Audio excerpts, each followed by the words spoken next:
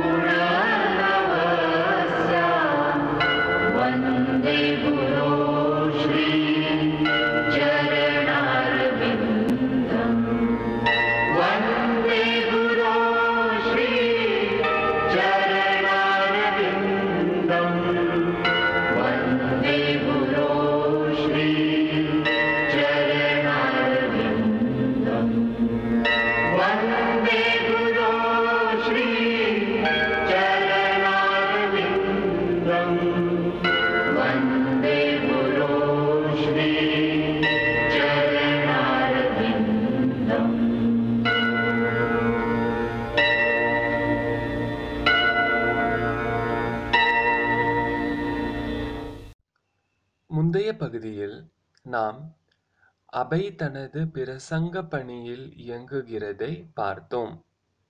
மற்றும் தற்பொழுது ஹரே கிருஷ்ண கிருஷ்ண கிருஷ்ண ஹரே ஹரே ஹரே ராமா ராம ராம ஹரே ஹரே ஹரே கிருஷ்ண சுவாமி மகாராஜா, வாருங்கள். ஹரே கிருஷ்ண, வாருங்கள்.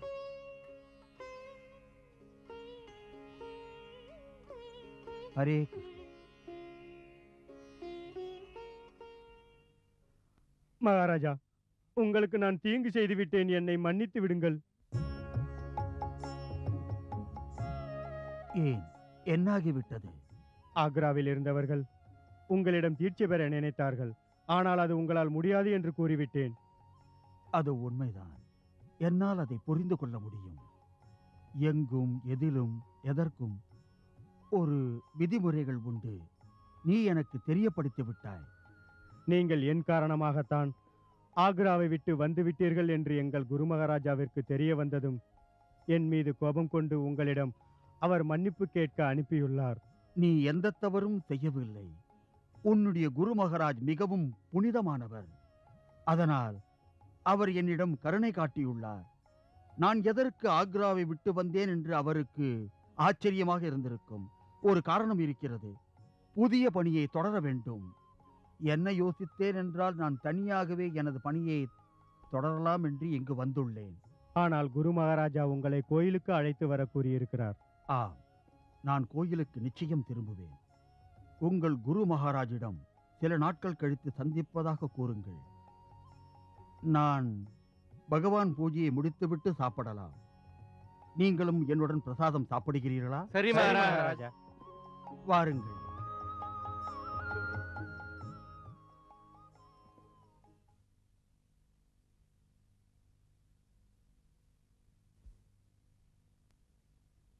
ஹரே கிருஷ்ண மதன் சார்.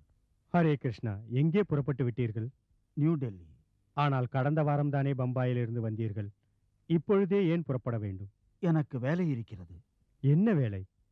உங்கள் குடும்பத்தை விட்டுவிட்டீர்கள், வியாபாரத்தை நிறுத்திவிட்டீர்கள், பிருந்தாவனம் பகவான் திருவடிக்கு வந்துவிட்டீர்கள், சன்னியாசி ஆகிவிட்டீர்கள். இப்போது இன்னும் என்ன வேலை மீதம் இருக்கிறது? அப்படி ஒன்றும் பெரிய வேலை இல்லை. பகவான் அருளால் கிடைத்திருக்கும் தீட்சையினால் எனக்கு தார்மீக பொறுப்பு இருக்கிறது.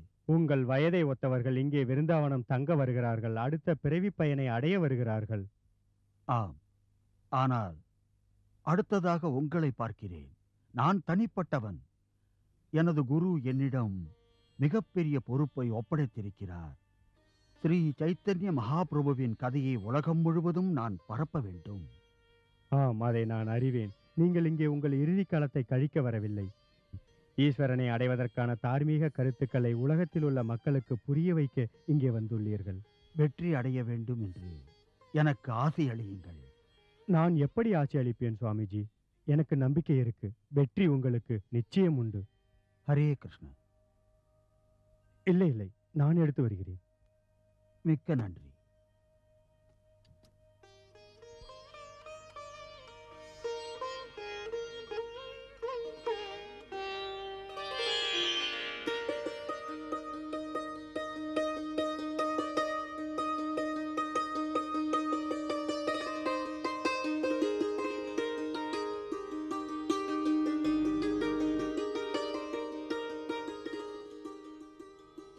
மன்னியுங்கள், நான் உங்களுக்கு ஒன்று சொல்லப் போகிறேன்.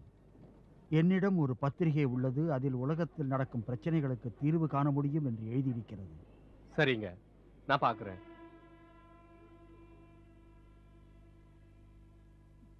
அனைத்து பிரச்சனைகளுக்கும் மூல காரணம் நாஸ்திகம்தான். இன்ட்ரெஸ்டிங். ஆம், நம்மை ஆட்டிப் படைப்பவன் பகவானே என்பதை எதுவரை அறியாமல் இருக்கிறோமோ அதுவரை பிரச்சனைகள் இருக்கும். இது சுத்த முட்டாள்தனமா தோணுது. இல்லை இல்லை, இதுதான் உண்மை. இதெல்லாம் யாருடையது? இது அந்த ஈஸ்வரன் பரமபிதா பரமேஸ்வரனுடையது. நீ உலகத்தை படைத்தவனா? இல்ல, ஒருபோதும் இல்லை. உலகத்தை படைத்தவன் இருக்காரா? ஆமா, அவர்தான் பரமேஸ்வர். ஆ, இந்த பத்திரிகையை படித்து பாருங்கள். நாளை சந்தித்து விவாதம் செய்வோம். நாளைக்கு உங்களை எங்க பார்க்க முடியும்? இங்கு நான் இருப்பேன். சரி, நாளைக்கு நாங்க மறுபடியும் வர்றோம் இதே நேரத்துல. சரி, என் பேர் சுபோத், இவன் சித்தார்த், இவன் ஆதித்யா. உங்களை சந்தித்ததில் மிக்க மகிழ்ச்சி அடைகிறேன். நாளை மறுபடியும் இங்கே சந்திக்கிறேன். வணக்கம். வணக்கம். ஹரே கிருஷ்ணன். உங்க பொண்ணுக்கு எப்ப கல்யாணம்? இப்ப இந்த மாசத்துல சரி. எல்லாம் ரெடி ஆயிடுச்சு. பணம் தான் கொஞ்சம் பாக்கி இருக்கு. வெள்ளவாசிலாம் ரொம்ப ஏறி போய் கிடக்குது.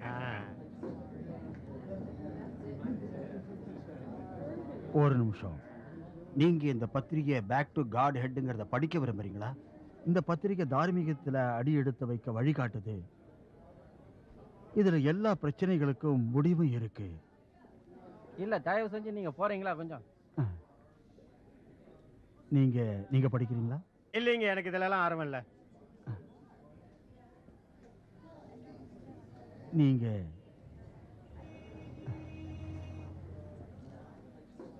நீங்க ரொம்ப புத்திசாலின்னு நான் நினைச்சேன்.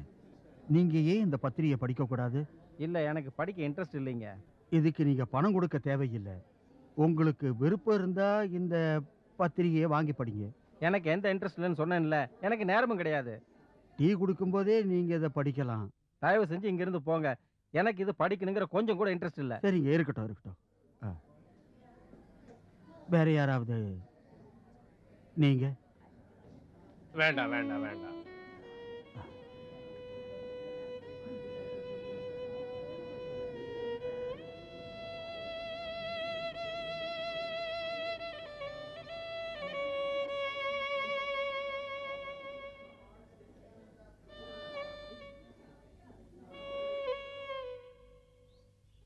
மன்னிச்சுக்கோங்க, நீங்க இந்த பத்திரிகை படிக்க விரும்புறீங்களா? இல்லைங்க, போகணும் நானு.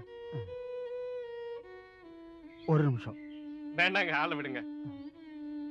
ஹரே கிருஷ்ணா.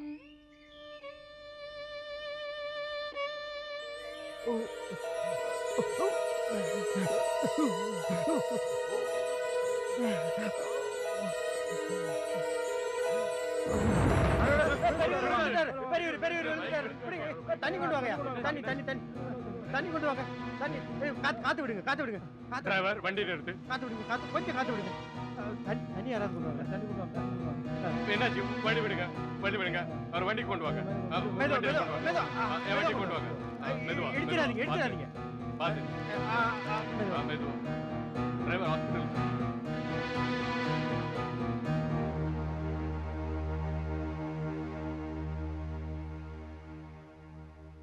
டாக்டர் கண்ணா இப்ப எப்படி இருக்காரு? கலப்புனால மயங்கி விழுந்துட்டாரு. ஓய்வு இல்லாம போனதுனால ரொம்ப களைச்சு போயிருக்காரு. இவரை தெரியுமா? ஆமா, இவர் ஒரு புகழ்பெற்ற மனிதர். வியாபாரத்துல சிறந்து விளங்கினவர்.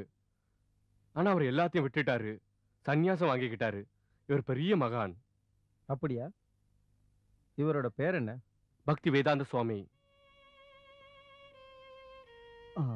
மிஸ்டர் சிங், நான் எங்க இருக்கிறேன்? இவர் டாக்டர் கண்ணா. நீங்க வழியில மயங்கி விழுந்துட்டீங்க. நான் தான் உங்களை இங்க கொண்டு வந்தேன். மிக்க நன்றி டாக்டர் கண்ணா. சுவாமிஜி, நான் அதிர்ஷ்டம் செஞ்சவன். அதான் உங்களுக்கு வைத்தியம் செய்யறேன். சுவாமிஜி, உங்களோட இந்த நிலைமையை பார்த்தா எனக்கு ரொம்ப வருத்தமா இருக்கு. இல்லை, குணமாகிவிட்டது. டாக்டர் கண்ணா சொன்னாரு, நீங்க ஓய்வு இல்லாம அயராது உழைச்ச களைப்புனால நீங்க மயங்கி விழுந்துட்டீங்க. அதனால உங்களுக்கு ஓய்வு ரொம்ப அவசியம். வெயில் அதிகமாக இருந்ததால் நான் மயங்கி விழுந்து விட்டேன். இல்ல சுவாமிஜி, உங்களுக்கு மூச்சு விடுறதுக்கு ப்ராப்ளம் இருக்கு. உங்களுக்கு இப்போ ஓய்வு கட்டாயம் தேவை. சுவாமிஜி, தயவு செஞ்சு என் வீட்டுக்கு வந்து கொஞ்ச நாள் ஓய்வெடுங்க. டாக்டர் கண்ணாவும் அதே தான் சொல்றாரு. இருக்கும் இடத்தில் சந்தோஷமா உள்ளேன். சிட்டிவாடாவில் ராதாகிருஷ்ணா கோவிலில் இருப்பேன். எல்லாம் சரியாகிவிடும்.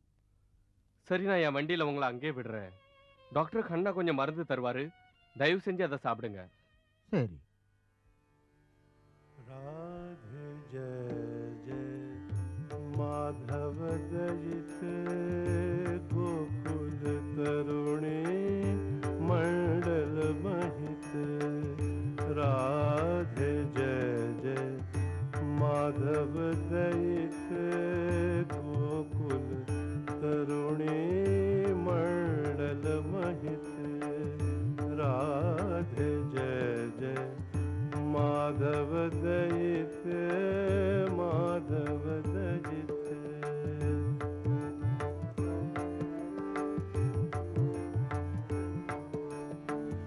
दामोदर रतिवर्धन वेश दामोदर रतिवर्धन वेश हरिनिष्कुट वृंदा दामोदर रतिवर्धन वेश हरिनिष्कुट वृंदा विपिनेश। राधे जय जय माधव दयित गोकुल तरुणे मंडल महित।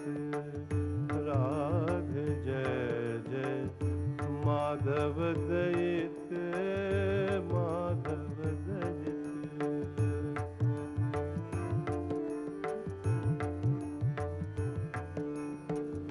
वृषभानु दधि नव शशिलेख वृषभानु दधि नव शशिलेख ललिता सखी गुण रमित निशाख। वृषभानु दधि नव शशिलेख। யாரு? குருச்சந்த் சுவாமிஜியா? சுவாமிஜி, நான் உங்ககிட்ட ஒன்று சொல்ல நினைக்கிறேன். கூறுங்கள். கோயில்ல எனக்கு ஒரு ரூம் இருக்கு. அதுல வந்து நீங்க தங்கலாமே. இங்க ராதா தாமோதர் கோயிலா? ஸ்ரீ ரூப் கோஸ்வாமியின் சமாதிக்கு முன்னால்? நான் மிகவும் அதிர்ஷ்டசாலி. நான் எத்தனை நாளா உங்களுக்கு சேவை செய்யணும்னு ஆசைப்பட்டுக்கிட்டு இருந்தேன். அதனால நான் உங்களுக்கு ரூமை கொடுக்கலான்னு முடிவு பண்ணியிருக்கேன். இது இது உங்கள் கருணை. சுவாமிஜி, இது ஏன் கருணை இல்ல, இது ராதா தாமோதர் ஸ்ரீதர் சுவாமியோட கருணைன்னு நீங்க சொல்லுங்க. வாங்க போலாமா நாம? ஹரே கிருஷ்ணா.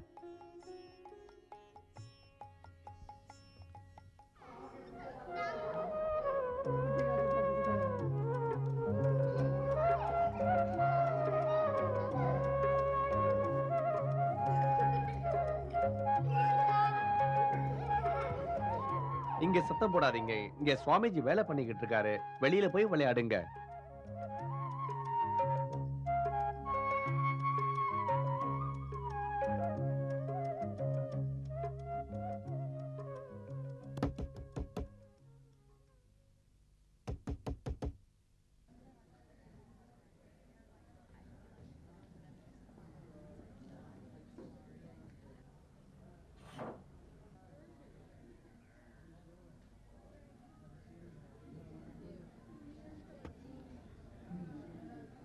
சுவாமிஜியா?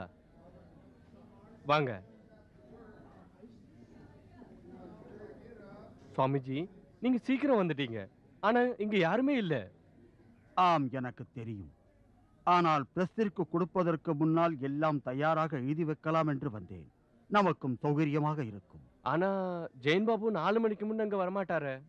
பரவாயில்லை. நீங்கள் எனக்கு டெய்லியோட காப்பி தர முடியுமா? நிச்சயமா. உட்காருங்க.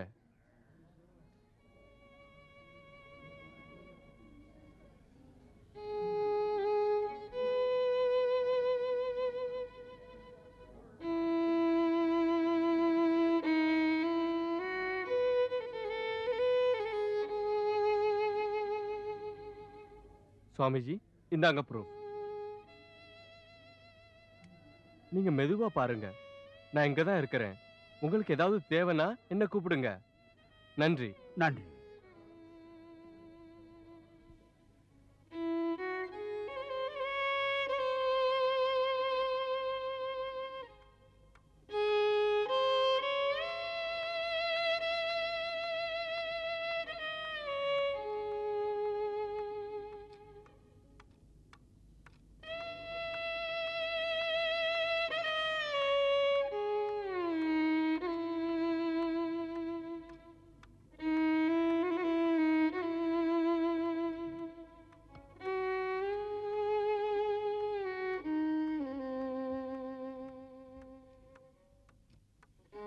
ஓ சுவாமிஜி, இவ்வளவு சீக்கிரம் வந்துட்டீங்களா?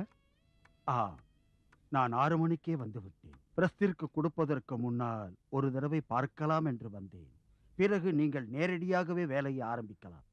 சுவாமி, இதுவரை உங்களை மாதிரி உறுதியான எண்ணமும் திடமும் நம்பிக்கையும் கொண்டவரை இதுவரைக்கும் பார்த்ததில்ல. பாருங்கள், நான் உங்களை சுறுசுறுப்பாக வைக்க வேண்டும். இங்கே எனக்கு மிகப்பெரிய பொறுப்பு இருக்கிறது. அதை தவிர காலை வேளையில் உட்கார்ந்து வேலை செய்வது மிகவும் நல்லது. அப்படின்னா நீங்க சிட்டிவாடாவில இருந்து நேரா அங்கதான் வரீங்களா? ஆம், 1 மணி நேரம் ஆகிவிட்டது. நான் தினமும் 1 மணி நேரம் நடக்கின்றேன். அத்துடன் எனக்கு பஸ் வாடகையும் மிச்சமாகிறது. 2 அண்ணா மிச்சம் பிடிக்கிறதுக்காக நீங்க 6 மைல் நடந்து வரீங்களா? ஆனா அந்த பத்திரிக்கை பிரிண்ட் பண்றதுக்கு எவ்வளவு பணம் செலவழிக்கிறீங்க சுவாமி? ஆம், இதை பிரசுரிப்பது மிகவும் அவசியமாகும். உலக மக்களை நல்வழிப்படுத்த இது மிகவும் அவசியம். என்னுடைய அத்தியந்த குரு கூறியுள்ளார், எப்போது பணம் சம்பாதிச்சாலும் புஸ்தகத்துக்காக செலவழி என்று கூறியுள்ளார். ஆனா அவர் உங்களுக்கு பணம் செலவு செய்ய வேண்டாம், தினமும் 12 மைல் நடந்து வாங்கன்னு சொன்னாரா? 4 அண்ணா மிச்சப்படுத்தி புத்தகம் அடிக்க சொல்லியிருக்காரா உங்ககிட்ட? இல்லை, அவர் எதுவும் சொல்லவில்லை. இதோ பாருங்கள், அவர் சொன்னது என்னவென்றால், நமது செலவை குறைத்துக் கொண்டு பகவான் கிருஷ்ணனுக்கு அதிகம் செலவழி என்று கூறியுள்ளார். அப்படியா? காலையில ஏதாவது சாப்பிட்டு வந்தீங்களா? இல்லை, எதுவும் இல்லை. காலையில் நான் எதுவும் சாப்பிடுவதில்லை. ரத்தன், ரத்தன், என்னங்கய்யா? நம்ம வீட்டுக்கு போய் அன்னிக்கிட்ட சுவாமிஜிக்கு சாப்பாடு ஏற்பாடு பண்ண சொல்லு. சரிங்க ஐயா. நாங்க சுத்த சைவம் சுவாமிஜி. ஆம், நீங்கள் ஜெயின் அல்லவா?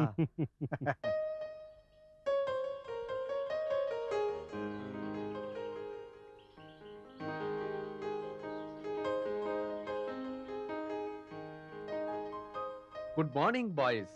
Good morning.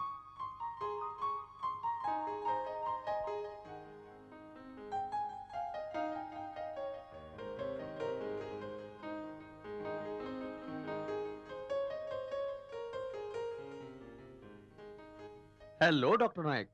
Hello doctor Bhat, how are you? நான் நல்லா இருக்கேன். ரொம்ப பிஸியா இருக்கீங்க போல இருக்கே. இது ஒரு ரொம்ப நல்ல புஸ்தகம். எதை பத்தி? உங்களுக்கு தெரியுமா, ஆன்டி புரோட்டானை பத்தி டாக்டர் ஆம்பிலோன், டாக்டர் சேஜல், டாக்டர் ஜெயின் பல்லி சொன்னாங்க. அப்புறம் போன வருஷம் நோபல் பிரைஸ் ஜெயிச்சாங்களே. தெரியும். இது உண்மையிலேயே அருமையான நல்ல கண்டுபிடிப்பு. ஒரு பக்தி வேதாந்த சுவாமி விருந்தாவன்ல இருக்காரு. அவர் இந்த புஸ்தகத்தோட துணை கொண்டு தன் கருத்தை தெரிவிச்சிருக்கிறாரு. இந்த ஆன்டி புரோட்டான் அல்லது ஆன்டி மேட்டர், இதுதான் ஆத்மா சம்பந்தமான யதார்த்தம். ஆத்மா சம்பந்தப்பட்ட விஷயமா? ஏன்னா அது ஆன்டி மேட்டர், அதனால மேட்டர்ல இருந்து மாறுபட்டதா இருக்கணும். ஆன்டி மேட்டரோட முக்கியத்துவம் என்னன்னா, அது ஆத்மாவை போலதாகும். மேட்டர் அதாவது அழியக்கூடியது. ஆன்டி மேட்டர் எப்பவுமே அழிவில்லாதது. மேட்டர் சில காலம் வாழக்கூடியது. ஆன்டி மேட்டர் என்றும் நிலையானது. மேட்டர் ஒன்று சேர்ந்தது. ஆனால் ஆன்டி மேட்டர் அறிவை தருகிறது. இது நம்ம எங்க கொண்டு செல்கிறதுன்னு நீங்களே யோசிச்சு பாருங்க. நான் இதைத்தான் நினைச்சு பார்க்க முடியும். இதுதான் நிலையானது. Eternity, knowledge and bliss. ரொம்ப கரெக்ட். அது மேலும் என்ன சொல்லுதுன்னா, அது அழிவில்லாதது. அதுதான் ஆத்மா.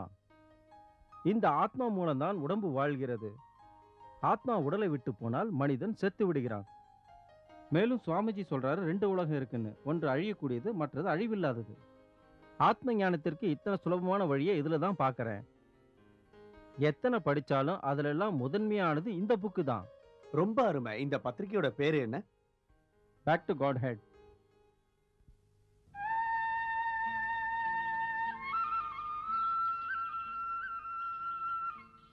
சுவாமிஜி, தூங்காம ராத்திரி பூரா வேலை செஞ்சீங்களா? என்னது, விடிந்து விட்டதா? எனக்கு தெரியவே இல்லை. சுவாமிஜி, நீங்க எப்ப இந்த பாகவதம் எழுத ஆரம்பிச்சீங்களோ அப்ப இருந்து எனக்கு அந்த வியாசரே மறு அவதாரம் எடுத்து இங்க வந்துட்டாரோன்னு தோணுது. கிருஷ்ண பண்டிட்ஜி, உணர்ச்சி வசப்படுகிறீர்கள். நீங்க என்ன வேணா சொல்லுங்க, ஆனா நான் சொன்னதை நிரூபிச்சு காட்டிடுவேன். வியாசர் ரொம்ப காலத்துக்கு முன்னாலேயே கலியுகத்தை பத்தி நிறைய எழுதி வச்சிட்டாரு.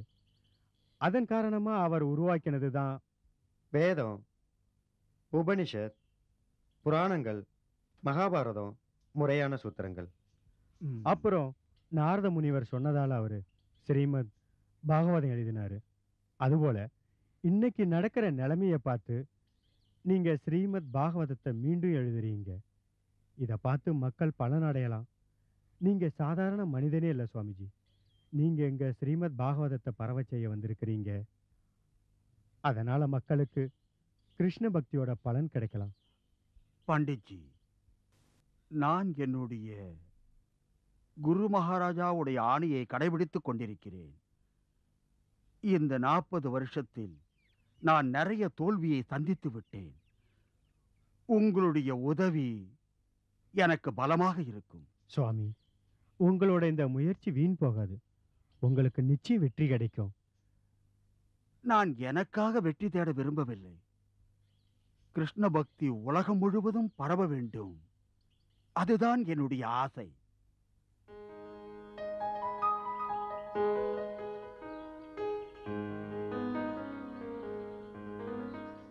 Hello professor Nayak. Hello professor but.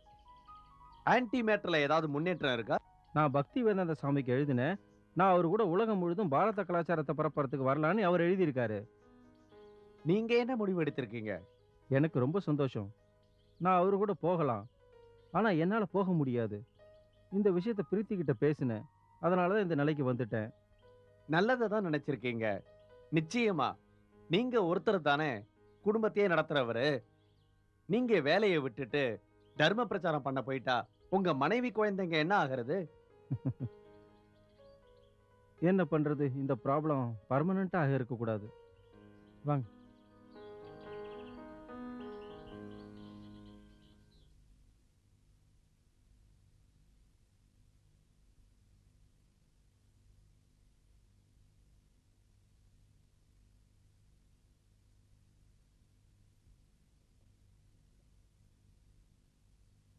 Swamiji, Srimathi ஹிட்சரன் Sharma உங்களை காண வந்திருக்கிறார். அப்படியா? உள்ளே வரச் சொல்லுங்கள். வரச் சொல்கிறேன்.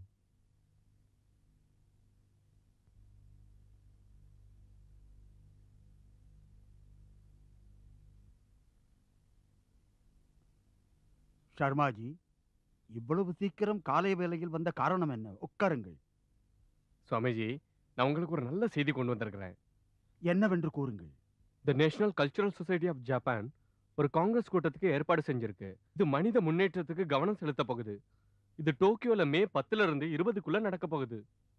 நீங்கள் எதற்காக இவ்வளவு சந்தோஷப்படுகிறீர்கள்? இது மனித குலத்தை அடிப்படையாக கொண்ட அகில உலக மாநாடு நடக்க போகுது. இது ஆதாரமா கொண்டு அமைதியை நிலைநாட்ட முடியும். இதுக்கு உலகத்துல உள்ள மேதைகள்லாம் வர்றாங்க. அதனால சுவாமிஜி, நீங்க இதுல கலந்துக்கிறது ரொம்ப அவசியம்னு நினைச்சேன். நீங்க உலக அமைதியை பற்றி பிரச்சாரம் செய்யலாம். அதுவும் உலக நாடுகள் கலந்துக்கிற மாநாட்டுல. மிகவும் நல்ல விஷயம். ஆனால் அங்கு நான் எப்படி செல்வது? சுவாமிஜி அங்க தங்குறதுக்கும் சாப்பாட்டுக்கும் அங்க ஜப்பான்ல உள்ளவங்களே ஏற்பாடு பண்ணி தருவாங்க. ஆனா சுவாமிஜி அங்க போறதுக்கான செலவை அவங்கவங்க ஏத்துக்கணும்னு அவங்க விரும்புறாங்க. அவங்களுக்கு நீங்க எழுதுனா உங்க செலவை அவங்க ஏத்துக்கலாம். நான் உலக அமைதியை பற்றி அவர்களிடம் கூறுகிறேன். அனுமதி தரார்களா இல்லையா என்று பார்ப்போமே. நான் முதலிலேயே விமான போக்குவரத்து செலவை பற்றி அவர்களிடம் கேட்டால் அவர்கள் அதை மறுத்தும் விடலாம். ஆ, இது நல்ல எண்ணம் தான்.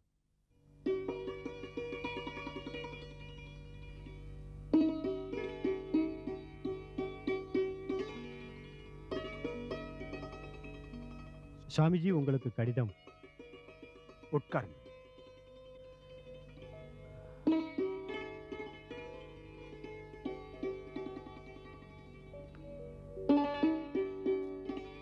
ஜப்பானிலிருந்து வந்திருக்கலாம்.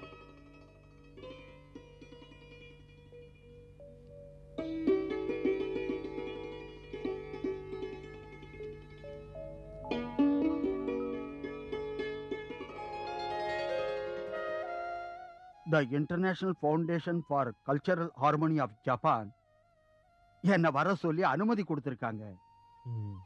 இந்த ஃபவுண்டேஷனோட முக்கிய பிரமுகர் ஸ்ரீமான் தோஷி ஹீரோ நாகானு எழுதியிருக்கிறார். நான் பாரத பண்பாடு கலாச்சாரங்களை கௌரவிக்கின்றேன். மேலும் நீங்கள் வருவதையும் எனக்கு உங்க பக்தர்களுக்கு நீங்க நல்ல ஞானத்தை கொடுத்திருப்பீர்கள் என்று நம்பிக்கை உள்ளது. மேலும் உலக அமைதிக்கான நல்ல வழி இதன் மூலம் கிடைக்கும். லெட்டருடன் சேர்ந்து ஒரு அத்தாரிட்டி லெட்டரும் அனுப்பியிருக்கிறார். அது பாஸ்போர்ட்டிற்கும் விசாவிற்கும் உதவியாக இருக்கும். இது ரொம்ப நல்ல செய்தி தானே? இல்லை, இன்னும் அநேக தடைகள் உள்ளது. முதலில் விமான செலவிற்கு பணம் வேண்டும். அதை பகவான் கிருஷ்ணனிடமே விட்டுவிட்டேன். அதுக்கு வேண்டிய எல்லா முயற்சிகளும் செய்து கொண்டிருக்கிறேன். அனைத்தையும் அவர் கவனித்துக் கொள்வார். உங்களின் பிரச்சாரம் எதை பற்றி இருக்கும் சுவாமி? பாருங்கள், அதற்கு தலைப்பு பாகவத பிரகாசம்னு வைத்திருக்கிறேன்.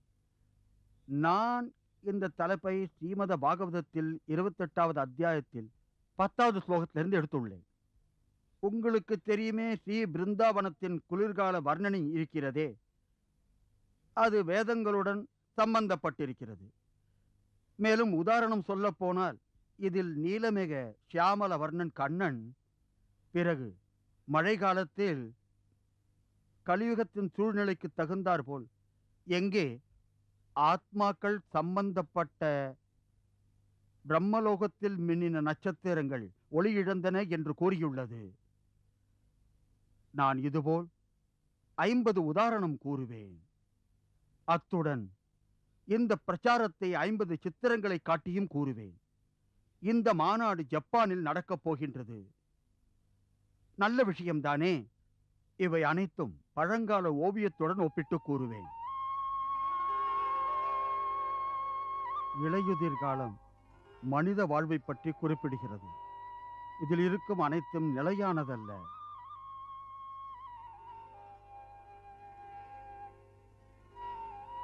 மழை காலத்தின் மேகம் மழையை கொண்டு வருகிறது. அதற்கு உதாரணம் கருணை வெள்ளம். அதை ஸ்ரீ பரமாத்மா பொழிகிறார்.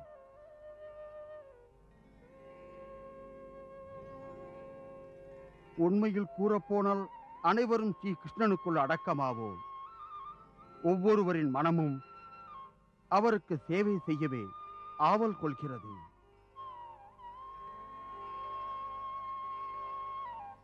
செழுமையும் செல்வாக்கும் ஸ்ரீ கிருஷ்ணனின் கருணையில் கிடைக்கிறது. அதன் காரணமாக பஞ்சபூதங்களின் தேவைகள் நிறைவேறுகிறது.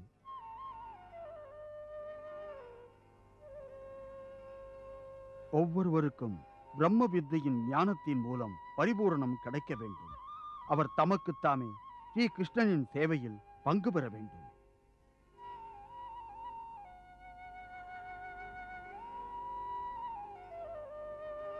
அமைதியுடன் முழுமையான சேவையினால் மனிதன் அவன் ஆத்மாவுடன் ஐக்கியமாகி விடுகிறான். அங்கே அவன் ஸ்ரீகிருஷ்ணனை மனம் குளிர காண்கிறான்.